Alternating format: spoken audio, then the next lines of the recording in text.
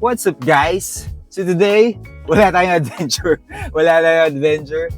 Pero papakita namin, pupuntahan natin yung YHI Philippines kung saan under nila yung brand ng Nito, yung gamit nating Nito, yung ELF, yung Delcor, car batteries na gamit natin, and many more. So, kukuha lang tayo ng gulong, kuha tayo ng battery, tsaka yun, sunduin na natin si Brian. Siguro kwento na rin namin bakit nagstay kami with them. Medyo parang going 3 years na yata kami with those brands. So, tara, magkwentuhan na lang tayo and pakita namin sa inyo. Pero ngayon, sunduin muna natin si Brian. Thank you, bro. So, gaya na sinabi ko guys, pupunta tayo ng YHI kasi kukuha tayo ng battery and gulong. And oil na rin syempre. So, YHI, hawak niya kasi yung ELF, yung Nito, of course, and nandiyan din yung Delcor. Abangan nyo to guys, yung gagamitin natin bagong battery. It's a very good brand. And papalitan natin yung sa Hilux and sa FJ. Meron din sila mga AGM and EFB batteries. Yun yung mga bagong technology nila mga batteries ngayon. Actually, meron din silang Newton yung gamit sa sa pang dual bat system.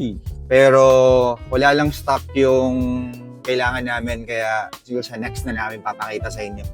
And kagaya na kwento ko kanina, so parang running 2.5 years na kami with these brands. So happy kami so far, kaya I mean yung mga experience namin with Nito, with ELF, I think maraming brands na lumalapit pero mas pinipili pa rin namin to sila kasi again, more of like sa experience binibase namin. And sa Nito, walang problema. Sa Nito, walang problema. Yung FJ ni Brian, naka-Nito. Ako, naka-Nito dito sa Hilux. So, naka-Ridge Grappler tayo. On-road, off-road, no? So far, 2 years, walang problem with Nito. Treadwear niya, makunat din, no? Ngunit. Ito, ano na ito? Ano ba? Going 3 years na. Oo, tsaka grabe yung pinupuntahan natin, yung biyahe. Yung mileage, kumbaga, ng mga tires namin. Hindi naman siya normal. Kumbaga, malayuan din ang biyahe. And also with ELF, pagdating sa ako, like for example sa kotse, isang talaga napansin ko sa ELF, bukod dun sa mga dating oils na gamit ko, mas tumahimik yung makina ng FJ. So, Kirk can speak for the Hilux and also for motorcycles mo, bro. Kamusta? So, ELF yung gamit natin sa motor, sa Hilux, and so far, happy ako. Wala akong masabi. Pero lumagpas tayo dun sa... Pero lumagpas kami, kaya rin sinyasa kami, guys. Lumagpas kami sa warehouse. Dalawa kasi itong nila, isang office, isang warehouse. So, then tayo sa warehouse for pick up ng mga items. Pero going back, wala akong I mean, nakita nyo naman siguro, gamit ko sa motor, sobrang active ko doon. Sa biyahe, sobrang active din namin. Talagang, again, with proper maintenance. Ganun din naman may certain kilometer na kailangan palitan mo na yung oil. So kailangan mo alagaan din talaga yung sakyan mo. Hindi mo talaga iasa lang doon lahat. Yeah. Kasi same sa gulong and sa oil, may mga maintenance yun . May iikot mo yung gulong, i-rotate mo, ganun. Alignment. Hi sir, sa YHI po. So ayun. Thank you. So pagdating sa gulong nga, as Kirk is saying, alignments, rotations, importante yan. Kasi sayang yung gulong. So kahit gaano kakunat yan, kung hindi rin naka-align yung gulong mo, pangit yung tread, yung wear niya, wala rin, di ba? Tsaka isang pinaka nagustuhan ko, bakit nag-stick kami dito sa Nito. Wala ko, bro. Ano? Comfort. Isa yun? Okay. Tsaka Ako din ako happy. Sobrang happy ako sa comfort. Parang hindi ako naka-hybrid. Yun yung term. Gusto ko bro, kasi hybrid. Kasi nag-all-terrain na ako, nag-mud terrain na ako. Medyo, may difference talaga yung dalawa . Pero pag dito sa hybrid, parang best of both worlds . So, hindi ganun kaingay, pero magpe-perform siya sa road and sa off-road. So, I think yun yung pinaka nagustuhan ko. Kaya happy ako sa Ridge Grappler na gamit namin. Okay. So guys, dito na tayo, YHI. Actually, marami silang brands na hawak, pero wala pa sa amin. Hindi mabanggit . Pero hindi pa namin yung YHI. Pero thankful kami sa YHI. Let's go!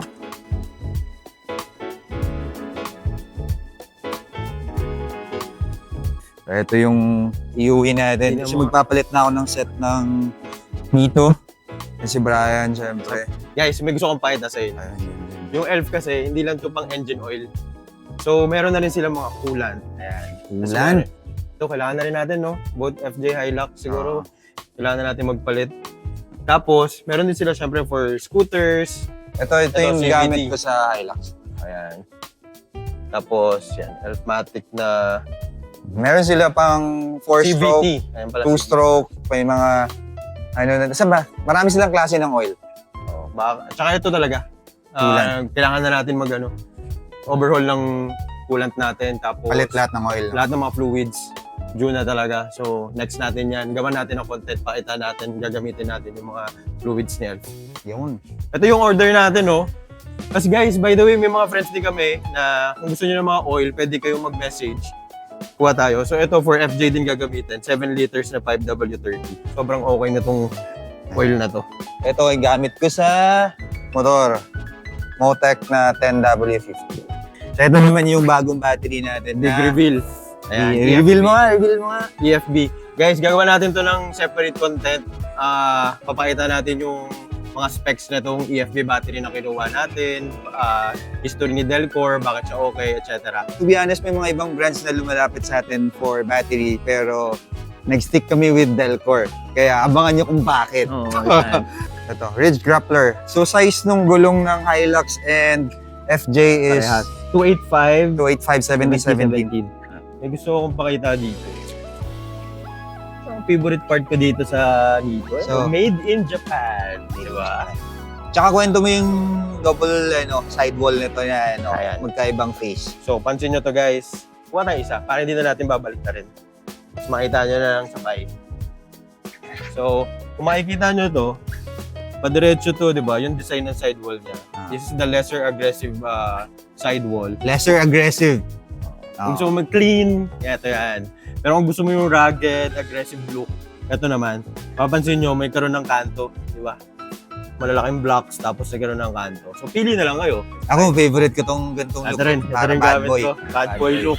Pero kung clean build, gusto mo malinis, ito, linis din tignan eh. Oh. For a try, try ko sa FJ. Pero, yan, nito. Diba? So, pwede magkabilaan. 10 ply to guys. LT, sabihin na LT, light truck. So, yung tibay talaga nito. Solid. 10 ply. 10 ply. Ayan. Tsaka yung tread naman yan. Ganda kasi ng tread nito eh. Gustong-gusto ko eh.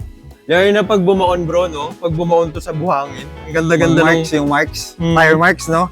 Ganda. Tapos ito, brief lang, may mga rock ejectors to. So kung mapapansin nyo yung design na yan, para pag iniipit na ba to, hindi siya masyado kumakala. Ano siya, ejector. What else? Proven, tested na sa amin to. Mga 3 years na, almost 3 years na namin gamit ng Ridge Grappler. Sa Hilux saka sa FJ. Isa pang magandang content pala gawan natin, no? Ang daming numbers dito sa gulong.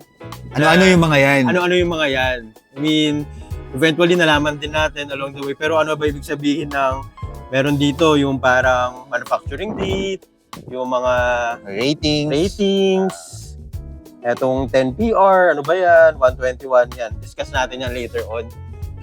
Pero ayan. Oh yeah, ito na isang set. Lalagay natin yun dun sa Hilux natin. No? Yung, tsaka syempre, due na rin kasi ako for change oil. Sa motor, 2 sabay, tsaka ito sa Hilux. Sa FJ na rin. Yung background natin, tingnan naman yung dami ng gulong. Uy! So guys, kung gusto nyo rin ng Nito or ELF Or Delcor, or Newton, pwede kayong mag-reach out sa amin. Tapos, pwede nyo gamitin yung discount kung meron. Ano yung discount na meron kami? Kasi sayang din eh. So, hindi naman magagamit ng mga gamit yun. Kasi again, matagalan naman yung palit na to. So, kayo guys, pwede nyo gamitin yung discount namin. Mag-reach out lang kayo sa amin. Kung gusto nyo ng gulong, message nyo kami. Tapos, tulungan namin kayo para check natin dito sa warehouse kung may stock, yung size na gusto nyo. And message lang. Yeah. Message lang. Just ngayon, merong friend tayo kung order ng ano niya, ng 5W30. Gagamitin din sa FJ Cruiser, di ba? Kasi nalaman niya ito gamit natin. So, gamit din siya. So, ayun guys, kung may gusto kayo, lalo sa gulong, message nyo lang kami dun sa Tsaka Blue App. small motorcycles pwede rin. Guys, hindi lang pang big bike. Pwede.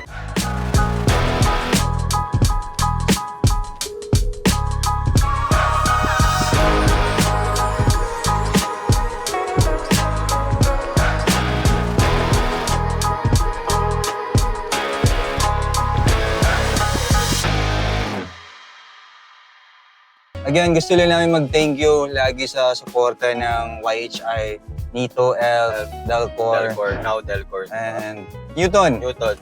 Soon. So, kasi again, isa yan sila sa mga nagtitiwala sa mga ginagawa namin, sa adventures namin.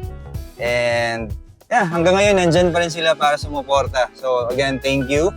Boss Jay, Boss Oms, Miss Princess. So, looking forward kami sa to a brighter future. Yeah, many more years to come. Kakarin nyo lang natin. Kakarin nyo lang. Another 2 years. So, mahaba-habang adventures with Nito, with Elf, and Delcor, Newton, very soon. Siguro gawin natin ng mga more informative videos tong mga brands na to para mas magkaroon pa kayo ng idea. And for sure, I mean, nakikita nyo naman for sure to, pero more of siguro yung experience namin kasi pag details, makikita nyo lang yung online eh. Pero yung personal experience, yun yung mahirap i-explain eh. So yun yung itatry namin na i-relay sa inyo. So, kasama na dun yung specs. Of course, syempre. Kasi bakit namin nagustuhan, di ba? Oo. Tapos bakit hindi ako naka-seatbelt? Yan. So, yun. ayun. Again, thank you. And that's it. Abangan nyo yung mga adventures namin. Okay, so maaraw na 3 weeks, no bro? Grabe, 3 weeks ata yung sunod-sunod na ulan na yun. So, Okay. abangan nyo guys. Sun is out. So, into the next adventure. Meaning adventure is coming. Yeah. Go. Thank you guys. Peace.